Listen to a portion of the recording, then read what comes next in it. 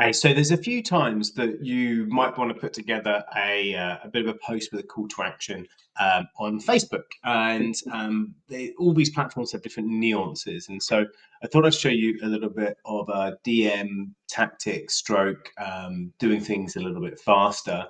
Look, there's automation tools like ManyChat that you could do and automate a lot of this, but if you like the personal touch and you'd be able to refine the messaging a little bit better, then this could help you.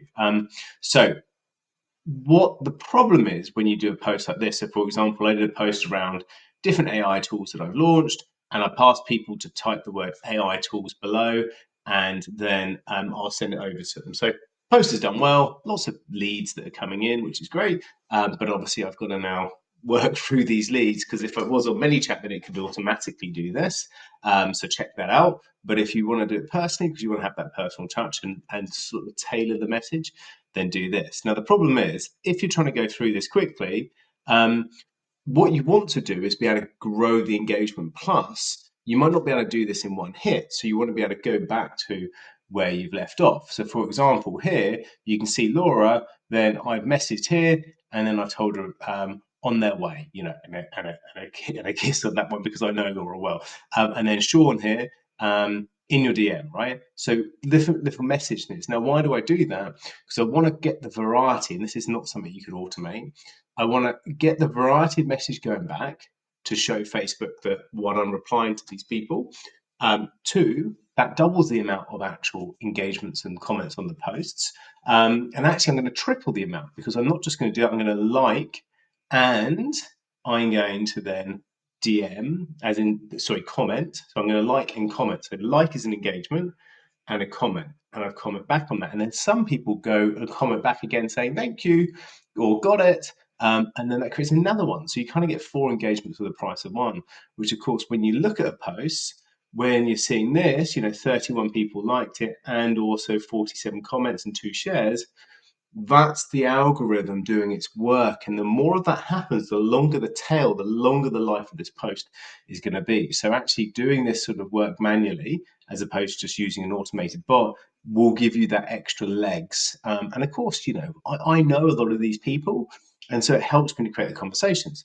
So for example, Kevin here, I will like his post. Now, the problem is now, if I go and reply, so I'll reply and say, on its way, buddy. There you go. And then I'm going to then go on to him and message him. Now, the issue is I've got to then come off here and then click into here, and then I'll send the comments. So let's just show you that part first. So I've copied my last comment, which was to Sean. So I'm going to make sure it's there. And then I'm going to then change this to Kevin. Now, Kevin, it actually has been a long time since I've seen him and how are things. So I keep that personal line in there. And then I go, also, thank you for your interest in the AI tools, right? If I don't know this person at all, I will just take that out and just have thank you for your interest. Or if it hasn't been a long time, I might just go, how are things, right? So you can see how these sort of 3 sentences, I can either go the 3 part or the 1 part or the 2 part, but all of it stacks up. And also it gives a variety to Facebook in there. And if if I wanted to, I could then chuck another little emoji at the bottom or something along those lines, just to kind of keep the variety going. It's not vital, but that works well. So then I'm going to post that. And now let me show you the problem why I filmed this video. I'm going to close this down. I'm going to have to then do several clicks. So I've got to go into here, view more comments. I've got to scroll back down. I've got to find where I was, and I've got to go to Sarah, I think here, who actually has already replied. And then, so I'm just going to go back to her and said, sent already. Did you get it? And then I'm going to go like that. Send.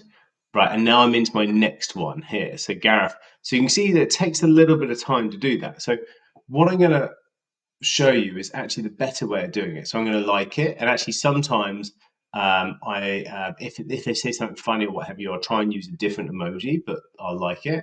I'm going to then reply. Coming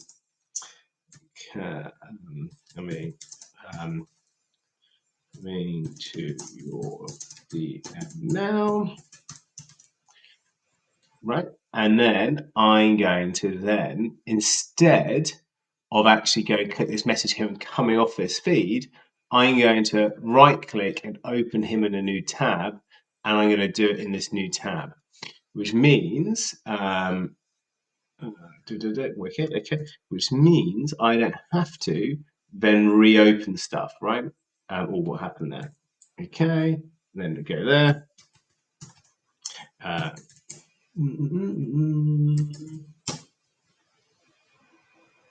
okay, job done. So now what I'm going to do is I'm just going to close down the entire tab.